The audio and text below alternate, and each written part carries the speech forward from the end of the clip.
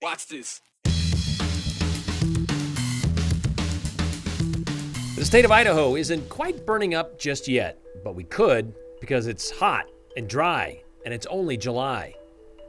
Well, to fight those fires, you need firefighters on the ground and fuel to fight them from above. But we could be on the verge of a jet fuel issue, another example of a pandemic supply chain breakdown. You had several questions about the COVID vaccine after yesterday's show, so we're going to answer a few. We're seeing historically unprecedented fire conditions in our state, statewide. An alarming press conference out at the Interagency Fire Center today. In fact, the only thing missing out there was a constant ringing of an actual fire alarm in the background. Governor Brad Little was even on hand to reinforce what he did last week by signing an emergency declaration and mobilizing the Idaho National Guard to help with fighting Idaho's fires. Make no mistake, we are into the emergency phase, and we're just in July. We have met or exceeded nearly all metrics available related to fire danger and potential for significant fire growth and spread for this time of year. All right, that's Josh Harvey, the fire management chief with Idaho's Department of Lands. He threw out some of those metrics today and numbers that emphasize the dire fire situation Idaho is in right now. The fire preparedness level in the Northern Rockies at this moment is at 5, which is the highest possible level. The preparedness level for the rest of the country is at a 4. There are 10 Department of Lands fire districts across the state, and all 10, he said, are currently at a high to extreme fire danger. And they've responded to 202 fires across all of those districts so far this season, a number that is 221% of the all-time record by this time of the year, meaning we have a lot of fires burning in Idaho at the moment. Not all of them are large fires, but there are 10 of those. 5 individual fires, like the Mud Lick Fire near Salmon, to the much larger complex fires like the Dixie Jumbo Fire near Grangeville. That fire is up to 17,000 acres, but not even close to the largest fire in Idaho right now. That would be the Snake River Complex Fire at more than 88,000 acres. It's the combination of the Shovel Creek, the Captain John, and the Hoover Ridge fires. And it's burning along the Idaho Snake River border near the Nez Perce and Lewis County lines. It's only about 20 miles south of Lewiston right now. Those fires all began within the last week and were caused by lightning. Evacuations have begun in the Waha and Redbird areas, we are told. Now, they call them complex fires because, well, it's 2 or 3 fires that eventually burn together to form one big one. They call it a complex. But it can also refer to what has caused it to burn so uncontrollably. It's complex. All of these fires are in steep, rugged terrain. Access is extremely limited. Extremely dry, heavy fuels are contributing to rapid fire growth, making these fires very resistant to suppression efforts. As Harvey pointed out, when you have a shortage of spring rain combined with an extension of a heat wave, well, that leads to the conditions in Idaho's forests and fires, the fuels that we're seeing right now, which we would normally see in mid to late August, not early July. This is the case across much of the West as well. So now what? Well, the governor said he was hoping he wouldn't have to mobilize the Guard to help out, but with resources already stretched thin and a significant shortage of people to do the actual fighting, he felt his hand was forced. And by doing so last week, that allowed 2 Black Hawk helicopters to be on the move already, helping with fire suppression, and 2 more should be in service next week. And there are already 20 Guard members trained to fight fires. The rest, they're going to be put to work almost immediately, while the others will be trained to provide support and help with logistics. But as the governor, the Department of Lands, and the Bureau of Land Management pointed out today, this also requires an effort from Idahoans to prevent the fires that are preventable. When the citizens of Idaho are out playing in the woods or working in the woods, please use extreme caution. Think before you do, know where you're at. If you want to protect our firefighters and take care of your neighbors, be extremely careful. Careful when you recreate, careful with your fires, careful with your vehicles, careful with your UTVs. Every fire that doesn't start is a fire that we don't have to send resources to, and we can concentrate on the work at hand. Okay, so about that concentrating on the work at hand, even if we limit human-caused fires, there are likely going to be others sparked this summer. It's inevitable, as evidenced by what is burning right now. But Mother Nature, with the lightning, the lack of water, and the heat, may not be the only obstacle firefighters might face. Not only is there a short supply of firefighters, there is now an emerging issue with the availability of jet fuel. what helps fire planes fly? Not a situation you want to be in at the early stages of what's predicted to be a very serious fire season. Jet fuel supply and transportation companies say the demand for jet fuel declined drastically during the pandemic. But now the floodgates have opened up. The demand for traveling is high, but so is the demand for defense aircraft. So is there enough fuel to be shared? Can we keep some of that up here in Idaho? Here's Katya Stepovic. Right now, it is as critical as I've ever seen it out of all the years I've done this. The U.S. Energy Information Administration says jet fuel supply levels in 2020 fell 38% compared to pre-pandemic levels. But now demand is up 26% in what seems like overnight. In the last 60, 90 days, the commercial sector has really picked up big, and so has the general aviation piece of it. Resort travel has really taken off. So the airlines have thrown a lot of extra airplanes into some markets that they didn't have going, previously in 19 or even 20.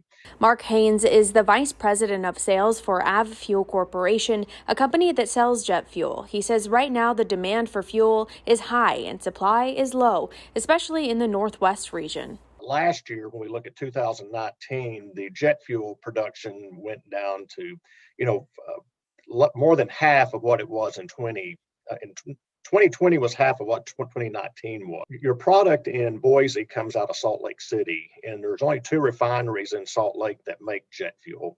And Salt Lake has, there's been such a demand for jet fuel in that market that it feeds back into the Boise market. Idaho also gets jet fuel from Montana, but their refineries aren't back up to full capacity just yet.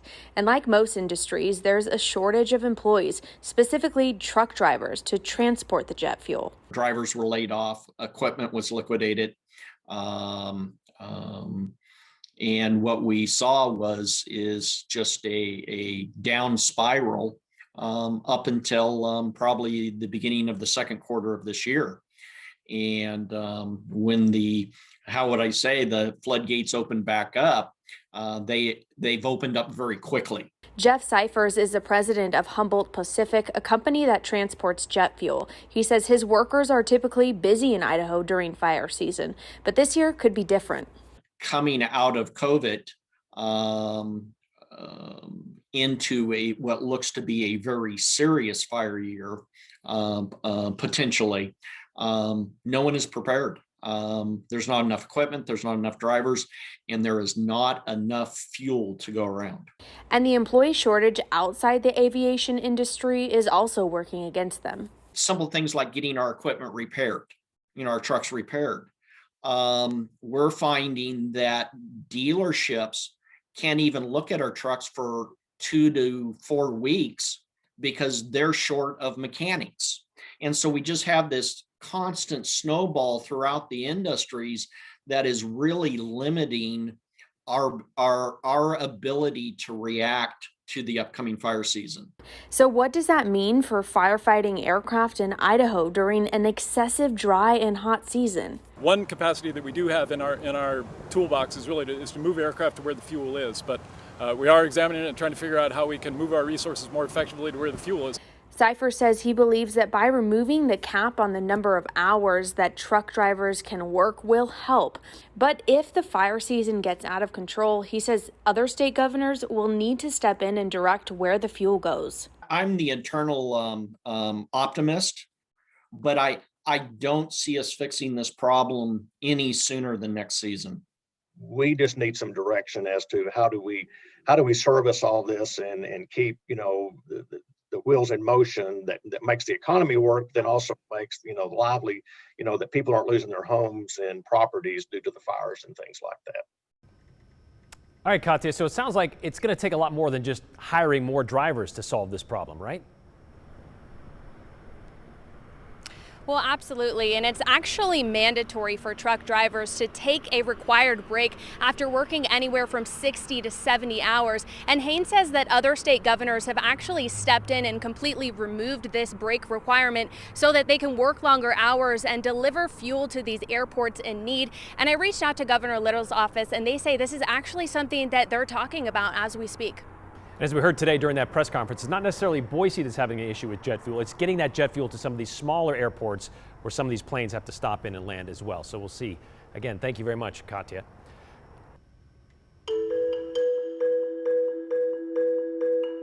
More than 7 months after the COVID vaccine was first distributed, well, questions still linger about its effectiveness. We're going to look into some of those claims in this week's Viewer Questions.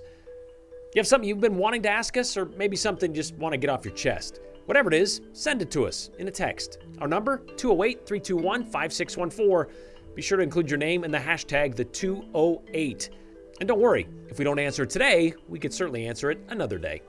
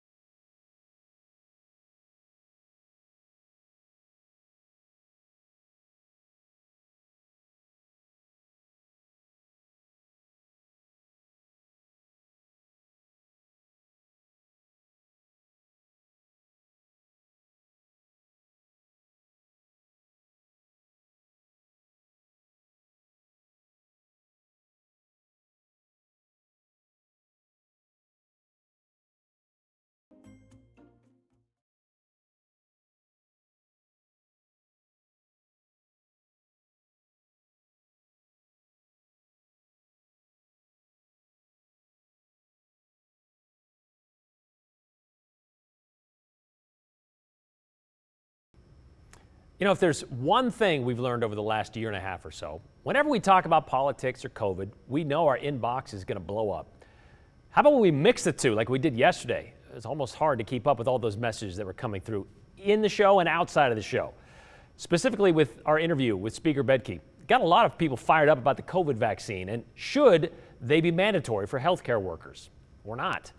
Got texts from every perspective. We also got a few questions that we hope will help clear up some of the confusion, like this one from Steve, who asked this: has anyone anywhere died from taking the COVID vaccine? The simple answer isn't so simple. Maybe. We talked about this last week, and again, we refer to the Vaccine Adverse Event Reporting System. And according to VAERS, which is the database where anyone can post any side effect to any vaccine, including death, there were 6,079 deaths reported after those people got a COVID shot. But you see, it's not that simple. Yes, the FDA requires all healthcare providers to report any death after a COVID-19 vaccination, even if it is unclear whether the vaccine was the cause. And based on that, according to the CDC, there have been more than 334 million doses of the COVID vaccine given in the United States since mid-December, all the way up through yesterday.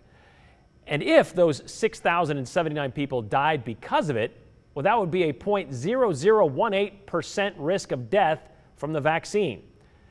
But that's a big if, because those 6,079 reported deaths, after review of available clinical information, including death certificates, autopsy, and medical records, according to the CDC, there is yet to be a direct link to the vaccine.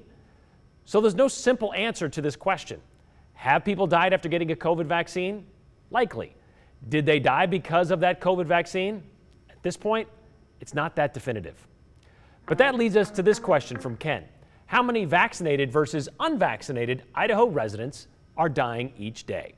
Well, Ken, we reached out to the Department of Health and Welfare of the state and found out this answer. From January 1st to July 3rd of this year, Idaho has recorded nearly 53,000 COVID cases. Of those 53,000 cases, 99% had no record of being vaccinated against the virus. In that same time frame, from January 1st to July 3rd, just about 2,500 Idahoans were hospitalized. That would be 98.7% unvaccinated. Finally, if you look at those who have died, 433 Idahoans have died from January 1st to July 3rd. Of those, 98.8% were not vaccinated.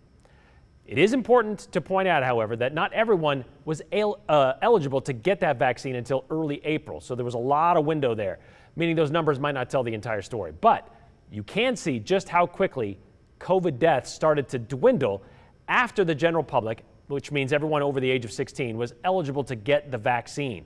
We went from a high of 20 deaths a day in January, in just one day in January, 20 deaths, to 1 death on July 6th. All right, you have a question you want us to look into? You can reach out to us over text like Steve and Ken did, but you can also connect with us on any of these social media pages and through email. We're on Facebook, we are on Twitter, we are on Instagram. Feeling really feisty? Send us a full-fledged email. Type out the longest letter you can think possible, even if you want to tell us how much you dislike the show. Again, thanks for that one, Susan. All right, we just celebrated the 4th of July, meaning we should start to see the back-to-school sales being set up in those seasonal aisles in the stores, if they aren't already. The countdown is on to school starting, which is down to about a month for most Treasure Valley kids. And I know, we're not ready either. But after a full year in pandemic protocol mode, how will being back in class look this fall? Last night, Boise School District voted to change their pandemic mitigation strategy. And under the plan, all unvaccinated students, staff, and visitors will be encouraged to wear face masks, but not required. Those who are vaccinated, at this point, teachers, staff, and students over the age of 12, they do not need to wear one unless they choose to do so. And that lines up with the guidance the CDC put out earlier this month. But that still leaves a whole lot of kids out of the loop, since the vaccine so far only has emergency use authorization for those over the age of 12. Obviously, we know 12 and under, they have not had the opportunity to be vaccinated. And again, I want to point out that the shift in our language is we're putting that in the hands of the family to make that determination. I think if we've learned anything, being flexible and knowing that there's many twists and turns throughout this journey, that hopefully there's fewer moving ahead and we keep moving in the direction that we're going. But we need to be prepared for whatever comes our way. And so that's our hope, to be flexible as we move forward with this plan. District says they're not going to require vaccination records, but they did say that more than 80% of the staff have already been vaccinated. Several other school districts in the Treasure Valley also making similar decisions. Kuna, Caldwell, Nampa, West Ada, they've all previously said they are not going to require masks in the classroom this fall. But keep this in mind. If we learned anything in the last year and a half, we know things can change with COVID, and quickly.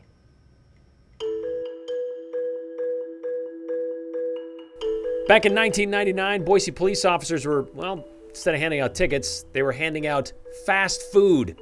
Last call to get your questions and comments before the end of the show. 208-321-5614. That is the number. We want you to include your name and the hashtag the 208. And keep them short. We want to share a few at the end of the show.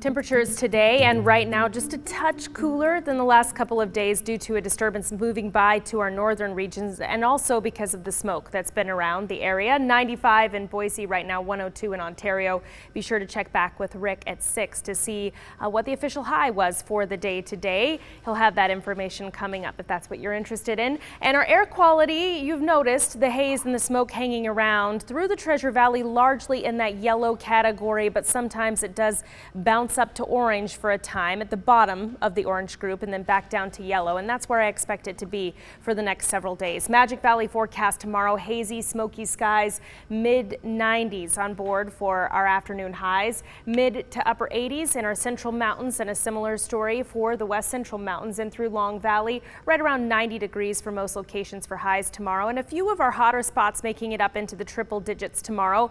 Does Boise make it there? Splitting hairs, but my forecast high for Boise 99 for tomorrow. Here's a look. 7-day forecast, not a lot of change from day to day, expecting the haze and the smoke to continue to hang around and our temperatures to be in the upper 90s and around 100 degrees into the weekend. For a close look at this forecast, you can always find it at ktvb.com. All right, it is Tuesday, sure, but did you also know that today is National French Fry Day? You probably do at this point. Should be a holiday in Idaho. How is it not already? I don't know. Closing banks and schools, maybe celebrating with parades, throwing fries to everybody. It is the state vegetable, by the way. Well, it's part of it. I mean, this is kind of a French fried version. After all, we apparently eat about 30 pounds of French fries per person. 30 pounds. We eat them cross-cut, crisp-cut, shoestring, steak, waffle, sweet, crinkle, or curly. Now, what does that look like? 30 pounds of French fries. According to people who measure these things, the USDA serving size of fries is about 3 ounces or about 12 to 15 of these individual potato sticks. Just 12 to 15. Start counting those out, will you? Generally, 3 medium-sized russet potatoes will get you to a pound. For some comparison, a large fry like this one from a fast food place, that's about 1/3 of a pound, and this isn't even all of it. So you would need to eat 90 large fries to hit the 30 pounds that we supposedly eat per person. Those numbers likely won't faze us much because if they're cut and cooked in oil, we love them. So much so that in 1999, Boise police were pulling over unsuspecting drivers and rewarding them with, you guessed it, deep fried potatoes. If you're like me, it's like every time you see the cruiser in the rearview mirror, it's like, uh-oh, they're out to get me. But they're really not, right? Well, I don't know what kind of driver you are, John. I'm an excellent driver. Are you? Okay. But on the off chance that I'm ever in one of these situations and Sergeant Rich Furman ever feels the need to talk to me, Need to talk to you about your license plates. They appear to be expired. the Boise Police Department has come up with a new form of citation. Usually the only piece of paper we leave with people on a traffic stop costs them about $53. This piece of paper might be a little easier to swallow. How old's your daughter? 3.5. 3.5. Does she like to go to McDonald's? Oh, yeah. Does she? Yeah. We're currently working a program. A program that rewards folks like Tom Shirley for buckling up themselves and their kids or just being courteous. We appreciate that. We really do. And on behalf of the Boise Police Department and McDonald's, we'd like to invite you and your daughter to have lunch on us today. Thank you very much. You're welcome. Appreciate it. Most people, by and large, accept the fact that they got caught this particular time doing something wrong. Got that red light on that stop and go, didn't I? Yeah. Busted. Yeah, that was wrong. Thank you, sir. And hopefully the officers can help the people understand why we're making the traffic stop. I just noticed you had a tail light out back here. People should not expect us to be stopping them just to give them a coupon. Yeah. Stop in the name of McDonald's. Something you probably won't hear driving down the streets. But for Tom Shirley, Could have been worse. and on the off chance Sergeant Furman feels the need to talk to you, one piece of advice. Don't call him Captain Cheeseburger, though, huh? No. John Miller, Idaho's News Channel 7. I'm 15. There's 15. All right, I know there weren't a whole lot of fries in there, but you're not going to McDonald's without getting fries, right? In that story? Okay, but if you're feeling like some fries right about now, several of those change, and I don't know, McDonald's maybe, but they're offering free fries today because it's a National Fry Day. Just don't expect Boise police to pull you over and give them to you. You got to put in a little more effort than that.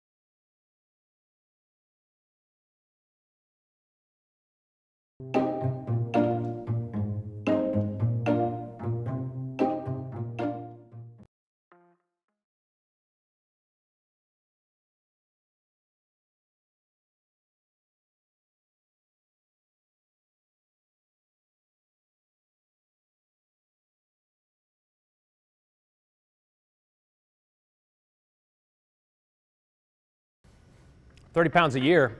I'm going to get that today. We'll see you tomorrow.